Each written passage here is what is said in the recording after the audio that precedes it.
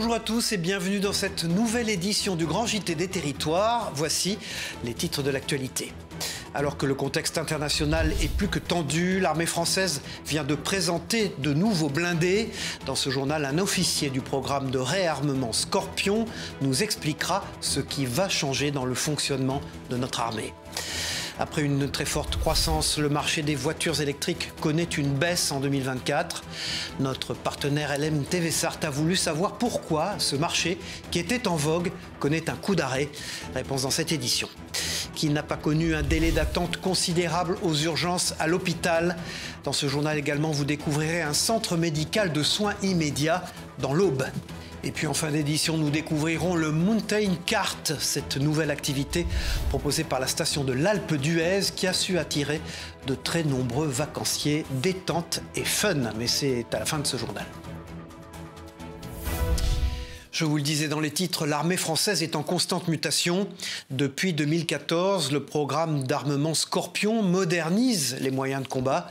L'armée de terre a récemment présenté 4 nouveaux blindés, alors que le contexte international, vous le savez, est de plus en plus tendu. L'arrivée de ces nouveaux engins ne doit pas changer notre modèle d'armée. Écoutons un officier du programme Scorpion au micro de notre partenaire, la Provence. Bien sûr que ce qui est en train de se passer est peut-être un virage stratégique, bien sûr, mais c'est pas pour ça qu'on va révolutionner tout, parce que notre armée elle est cohérente et notre modèle d'armée est cohérent. Il faudra peut-être faire des efforts particuliers, bien sûr, pour s'adapter à tel type ou tel type de situation.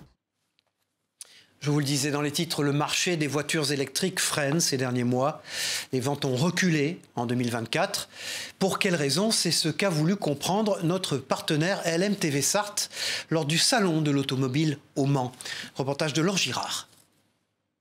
Les voitures électriques se vendent moins en ce moment. Raison principale, l'autonomie. Ça pose des problèmes sur les déplacements à longue distance. On est en France encore en manque de bornes. Par contre, l'électrique, il est parfait, et je le trouve parfait, moi, sur du journalier. Des trajets de 50 à 100 km, tout quand vous rentrez chez vous le soir, vous chargez votre voiture, le lendemain matin, vous pouvez repartir. Beaucoup de visiteurs du salon de l'auto au Mans envisagent plutôt d'acquérir un modèle hybride. Ce vendeur multimarque bien connu en Sarthe le confirme. L'hybride, c'est le bon compromis entre l'électrique et le thermique, justement, où on peut combiner les avantages de l'électrique et du thermique en même temps. Sur le marché du neuf, l'entrée de gamme pour ce modèle français de Citroën démarre à 15 000 €. Mais les tarifs peuvent monter très vite. 23 000 € par exemple pour une Toyota familiale, voire beaucoup plus pour les marques multi-gadgets. Là, par exemple, s'il y a quelqu'un qui est garé assez proche, on peut avancer le véhicule pour monter dedans. Les modèles de cette marque chinoise, Xpeng, viennent d'être importés en Sarthe il y a quelques jours à peine. Le concessionnaire mise sur le haut de gamme et sur une autonomie de plus de 500 km à partir de 43 000 €. Souvent, on n'a même pas besoin de faire découvrir le produit. Les personnes s'intéressent maintenant avec les réseaux, connaissent déjà le produit et viennent directement en concession pour les commander. Enfin, il y a le contexte géopolitique qui fait chuter les ventes de Tesla en ce moment, avec son patron Elon Musk très polémique. L'actualité n'est pas très bonne. Mais l'électrique, de manière générale, ça peut vous intéresser, monsieur, vous, l'électrique? Oui, c'est une belle voiture, il n'y a pas de problème. La marque reste leader du marché français, devant Renault. L'émotion est grande ces dernières semaines en Corse après le meurtre de Chloé, une jeune fille de 18 ans. Partout sur l'île, des mouvements de soutien se sont créés et une manifestation anti-mafia a été organisée à Ajaccio. Écoutons les revendications de l'un des collectifs organisateurs de l'événement au micro de Télépaysé sur place. Assassins, mafieux, on n'en veut plus.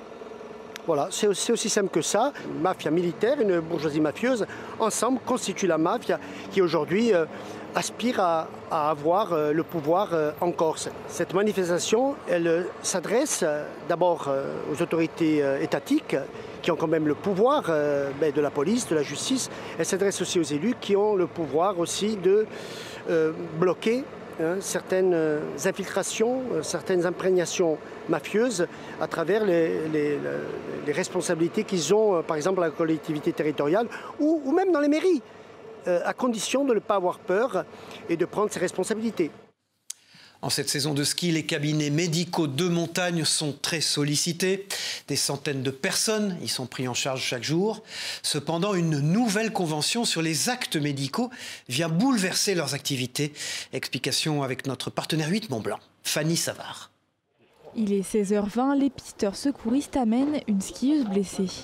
Comme elle, 10 000 patients sont pris en charge chaque année par le centre médical d'Avoria.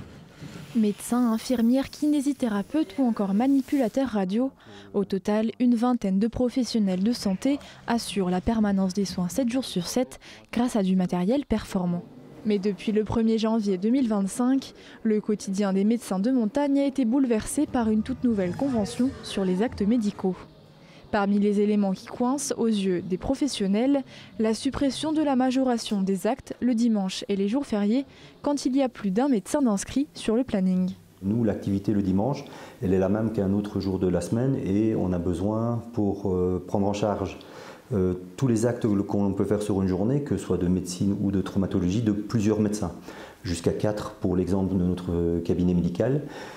Qui voit une centaine, voire 120 patients par jour, tous les jours de la semaine. Autre aberration dénoncée par les médecins de montagne, l'appel préalable au centre 15 suivi d'un passage aux urgences pour tout acte d'urgence qui pourrait pourtant être réalisé directement sur place. L'association des médecins de montagne s'est mobilisée en sollicitant différents acteurs comme les mairies, les caisses de sécurité sociale, les ARS ou encore le SAMU. D'autres élus se sont saisis de l'affaire, comme la sénatrice de Haute-Savoie Sylviane Noël, lors d'une question orale destinée au ministre de la Santé. Ces cas de traumatologie sont souvent graves et nécessitent une réactivité, une technicité qui se passerait d'obstacles administratifs et financiers. Pour l'heure, les médecins ont obtenu un accord tacite des directeurs de caisse pour continuer à appliquer les critères antérieurs à la convention.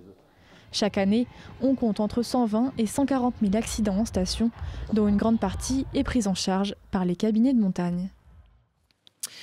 Depuis plusieurs semaines, les supermarchés font face à une pénurie d'œufs.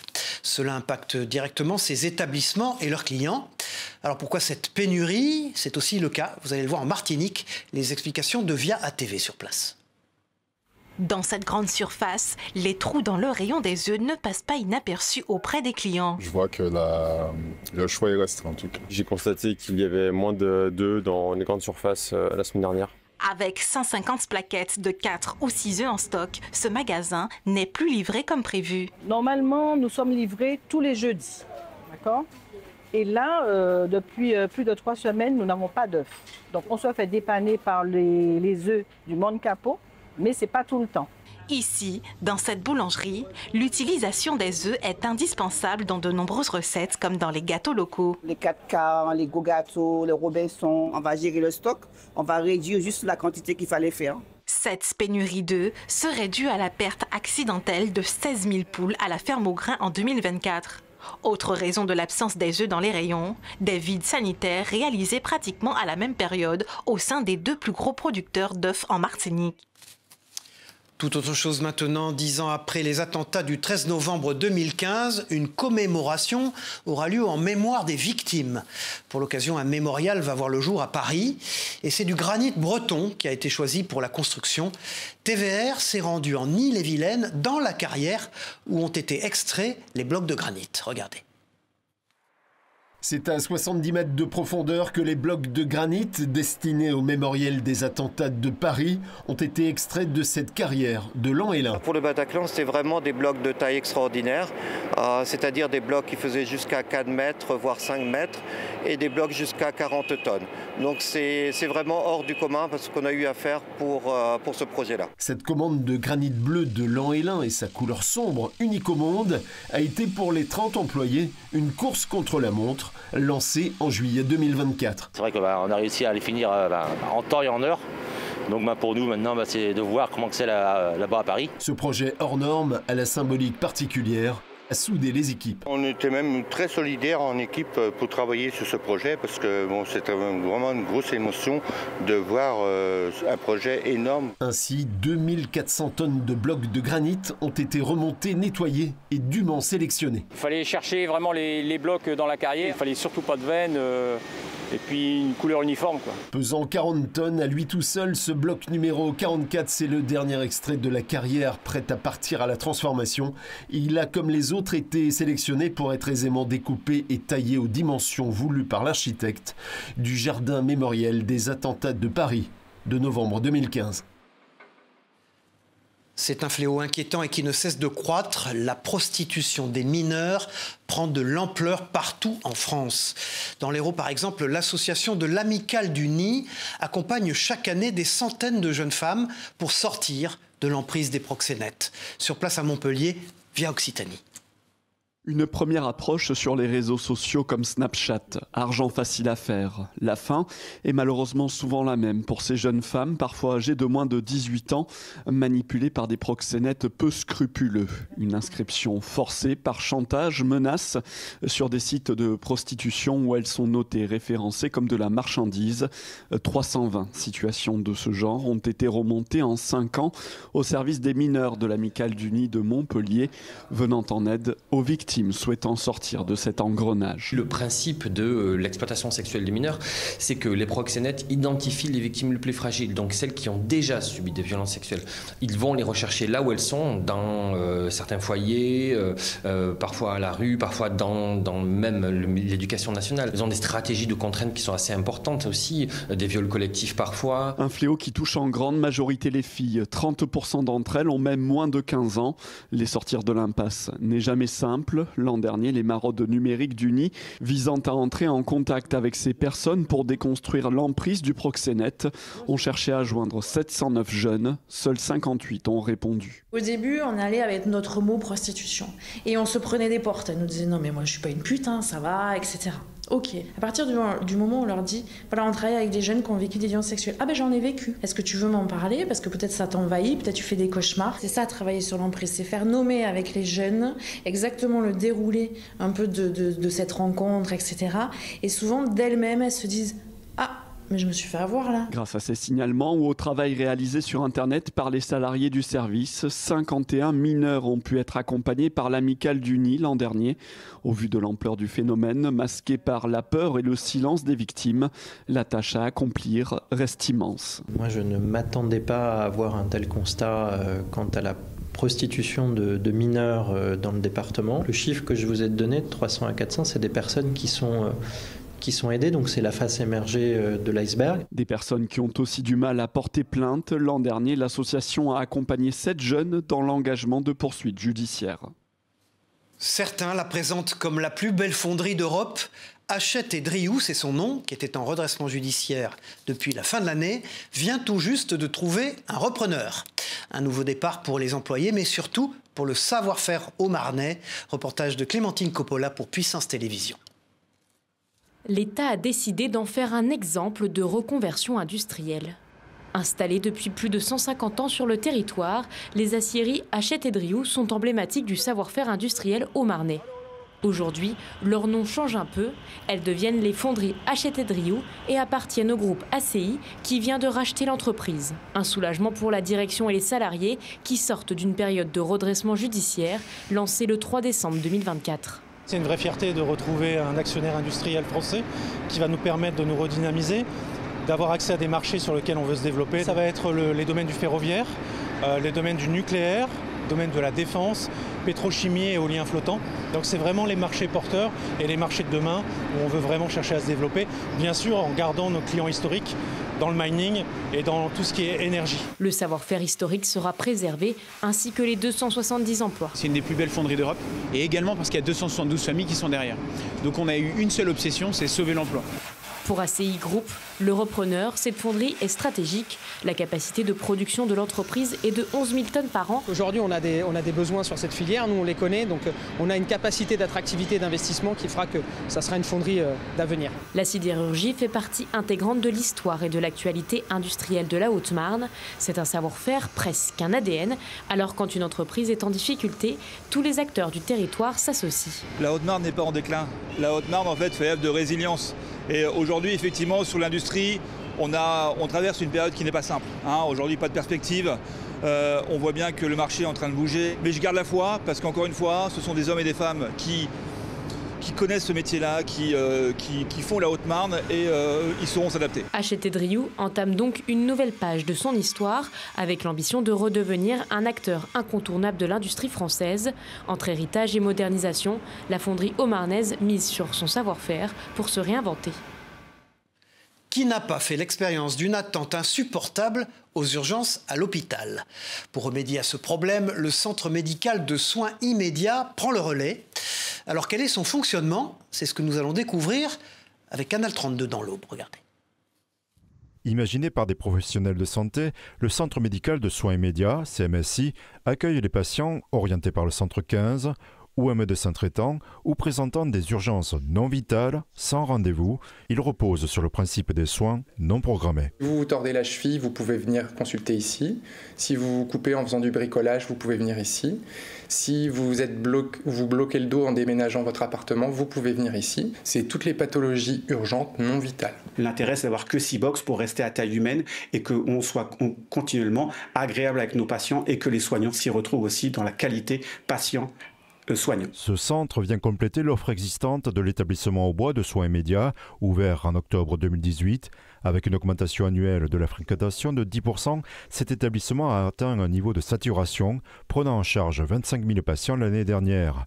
Le CMSI vise à décongestionner cette structure. En fait, ça augmente l'offre de soins du département pour pouvoir répondre aux besoins de la population. Selon ces professionnels de santé, cette structure légère assouplit la prise en charge des patients avec des moyens adaptés. Depuis 3 mois, les médecins du CMSI ont entamé un bras de fer avec le Conseil de l'Ordre des infirmiers pour faire valider certains recrutements. Ils estiment que ce blocage pourrait compromettre la pérennité du centre. Les infirmières libérales qui travaillent dans ce centre n'ont pas une activité classique. La pérennité n'est pas du tout assurée parce que le Conseil de l'Ordre des infirmiers aujourd'hui nous bloque pour des raisons statutaires. La demande de faire sauter ce verrou législatif a été transmise au ministre de la Santé. Malgré ces difficultés, le CMSI a ouvert ses portes avec une équipe composée de 5 médecins et d'une infirmière. Pour recréer du lien social et redynamiser nos villages, les députés ont adopté ce 10 mars dernier une proposition de loi visant à simplifier l'installation des bistrots dans les communes de moins de 3500 habitants. TV7, la chaîne du groupe Sud-Ouest, s'est rendue dans 2 villages de Gironde, aux réalités, vous allez le voir, bien différentes. Tristan Lambert. Pandora, petit village de 450 habitants près de Langon, une école, un pont, mais plus de bars ni de restaurants depuis une dizaine d'années. Il serait bien pour la commune qu'il y ait un espace où on puisse se poser un petit peu, boire un café, une limonade, boire l'apéritif. Les personnes qui demandent souvent l'installation de ce type de commerce, il faut qu'après ils les fréquentent, ce n'est pas souvent le cas. Des difficultés à faire vivre un commerce, mais aussi pour l'ouvrir. L'obtention de la licence 4, nécessaire pour vendre de l'alcool, s'avère parfois difficile. Pour y remédier, le député Guillaume Casparian propose une dérogation simplifiant les démarches. Une proposition de loi qui aurait de quoi redynamiser certaines petites communes. Pouvoir donner la chance à beaucoup de villages de pouvoir revivre. Et puis nous, on a eu la chance que la mairie était propriétaire de la licence 4. On a eu beaucoup plus de facilité aussi pour s'installer. Installé depuis novembre, c'est à Saint-Vivien de Montségur que ce couple a ouvert son restaurant suite à une annonce de SOS Village. Et selon le maire, ce type d'établissement est nécessaire pour redonner de la vie à tout un territoire. Que ce soit les bars, les restaurants, ça permet d'avoir un lien social. Voilà, c'est important pour nos petites communes qui sont désertées de plus en plus. Voilà, il faut le dire. Dans les zones rurales, les cafés-restaurants se font de plus en plus rares. En 1960, on en comptait 160 000 contre seulement 40 000 aujourd'hui, soit une baisse de 75 %. Toujours en matière de ruralité, connaissez-vous Village d'avenir? Ce dispositif, mis en place par le gouvernement, vise à soutenir les petites communes en matière d'habitat, d'urbanisme ou encore de petits commerces. De passage dans les Vosges, la ministre déléguée chargée de la ruralité, justement, Françoise Gatel, a annoncé le prolongement de ce dispositif jusqu'en 2027. Écoutons la membre du gouvernement au micro de Vosges TV sur place. Nous avons sauvé ce programme qui connaît un grand succès. Quand je dis succès, c'est qu'on a des résultats assez remarquables, parce qu'on a plus de 4200 projets qui ont été accompagnés. Et c'est pour les habitants, tous ces projets. Ça peut être une école, une épicerie associative, que sais-je. Cette semaine, c'était Vadim Omelchenko qui était l'invité de Face au territoire sur TV5 Monde avec la presse quotidienne régionale. L'ambassadeur d'Ukraine en France a commenté les récentes avancées des pourparlers pour mettre fin à la guerre. Écoutons l'ambassadeur d'Ukraine. Les Américains ont été très gourmands, Donald Trump principalement, comme représentant des États-Unis. Il est un petit peu revenu sur ses exigences en matière de terres rares. Ce que disait Donald Trump au départ, c'était « nous allons signer un accord avec vous, l'Ukraine, et nous allons nous installer des sociétés américaines et exploiter vos terres rares ». C'est pas lui, c'était la nôtre proposition. Ouais. Et pour l'Europe et pour les États-Unis aussi. Mais on considère ça comme possibilité d'investir dans notre économie. Votre économie. Bien sûr, et aussi pour garantir de la sécurité. Est-ce que vous pourriez imaginer, durant les mois et les années qui viennent, s'il y a un accord de paix, reprendre des échanges commerciaux, que ce soit sur du pétrole ou sur des produits agricoles, avec la Russie? Même si elle est toujours la Russie de Vladimir Poutine. Jamais. Jamais. Direction la Moselle maintenant, où des commerçants ont décidé de miser sur la confiance. Un boulanger et une fleuriste vendent leurs produits en libre service et les clients n'ont plus qu'à se servir et payer sans passer par la caisse. Est-ce une solution d'avenir? Reportage de Moselle TV sur place. Désormais, plus besoin de faire la queue dans cette boulangerie de Forbach. Ici, certains produits comme ces baguettes et croissants sont en libre service. Il y a souvent une forte attente et des gens donc, qui n'ont pas le temps, qui ne venaient plus acheter leurs baguettes chez nous. Pour que les gens puissent gagner du temps, quelqu'un qui est pressé vient, n'a pas besoin de faire la queue, puis acheter sa baguette, son croissant et repartir. Le principe est simple, chacun prend ce dont il a besoin et dépose l'argent dans une tirelire prévue à cet effet. Un dispositif loin d'être ancré dans les mœurs, mais qui pourrait bien faire son chemin. Je viens de l'apprendre. Et qu'est-ce que vous pensez du principe? Ça peut être pas mal pour ceux qui en ont besoin. Oui, c'est plus rapide parce qu'il y a quand même pas mal de monde qui vient ici. À Faré-Bersviller, chez cette fleuriste, le concept existe depuis plus d'1 an. Quand elle s'absente, les clients peuvent acheter ses bouquets en toute liberté, à condition qu'ils possèdent un smartphone. Ils scannent le code et ils mettent le montant qui est justement sur la composition ou le bouquet. Pas de caisse ni de contrôle, un pari audacieux où tout repose sur l'honnêteté des clients. Même si on vit dans un monde où c'est pas évident de donner sa confiance, moi j'ai fait ce pari-là parce que bon, déjà on est dans un village, généralement je connais bien mes clients et donc je fais confiance et voilà, c'est le principe du commerce de proximité. En misant sur l'honnêteté de leurs clients, cette fleuriste et ce boulanger parviennent à développer leur activité, un modèle de libre service basé sur la confiance qui séduira peut-être d'autres commerçants. Il est l'un des meilleurs joueurs du monde de tennis. Il est 22e mondial et pourtant, vous ne le connaissez pas. À 85 ans, Roger enchaîne les titres dans la catégorie senior et prouve que l'âge ne doit pas être un frein. TBO et TB Sud, les chaînes du Télégramme, ont rencontré ce champion tout à fait hors norme. Regardez. Ça, c'est le championnat du monde. Alors voilà, championnat de France. Des médailles, Roger ne sait plus quoi en faire. L'octogénaire a pourtant commencé tard le tennis. J'ai commencé à 53 ans. Je suis Roger Nicolas, 22e mondial en plus de 85 ans. Quand je suis arrivé à Crozon, j'ai battu des gens qui ont dit qu'ils allaient arrêter le tennis. Il y en a 2 ou 3 qui ont arrêté le tennis, dégoûtés. Ils se demandaient comment c'était possible à 85 ans de courir comme ça. Et c'est difficile parce qu'il n'y a pas de vétérans ici, quoi. Je suis le seul vétéran. Il y a des vétérans, mais ils ne veulent pas jouer, quoi. Ils ne veulent pas parce qu'ils ont peur de... Ils ne veulent pas... Ils savent qu'ils ne gagneront pas, quoi. Malgré ses 85 ans, Roger s'entraîne 3 fois par semaine, une rigueur lui permettant de jouer au plus haut niveau. J'étais dans l'équipe de France des 80, mais pas 85 puisqu'il n'y en a pas. Je me bats pour ça, mais ils veulent pas. Ils veulent pas faire de 85, alors qu'on est assez nombreux, puisqu'il y a des pays comme l'Australie, les États-Unis, même les Japonais qui jouent au tennis, qui ont des catégories 85 et 90. Sa raquette, le secret de sa longévité selon Roger. Si je faisais pas de tennis, je serais déjà mort, quoi. J'aimerais bien mourir sur un terrain de tennis. C'est super, plutôt que de mourir dans un lit. Et puis finissons ce journal avec une dose de sensations fortes. L'Alpe d'Huez a proposé cette année une nouvelle activité à ses vacanciers, le Mountain Kart. Mais alors comment fonctionne ce kart des neiges? Télé Grenoble vous le fait essayer, regardez. Cette année, une toute nouvelle activité fait son apparition sur les pistes, le Mountain Kart. Ce concept inédit à l'Alpe d'Huez promet de faire monter l'adrénaline. C'est comme un petit siège avec 2 grosses roues derrière, un petit ski devant, et puis on a un petit guidon comme un vélo avec des freins à disque. Vous allez voir, dès que vous allez freiner, vous allez perdre un peu le contrôle, ça va drifter, ça va déraper, mais c'est assez marrant si vous n'allez pas trop vite. Ça reste rigolo. Pour vous orienter, vous avez le guidon.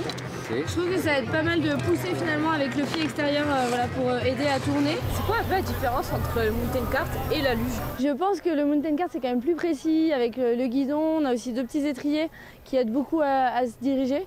Alors que la luge finalement c'est qu'avec les freins qu'on peut s'orienter. Les riders s'apprêtent à dévaler la piste. Les premiers mètres sont prudents, mais très vite, les pilotes gagnent en confiance et enchaînent les virages.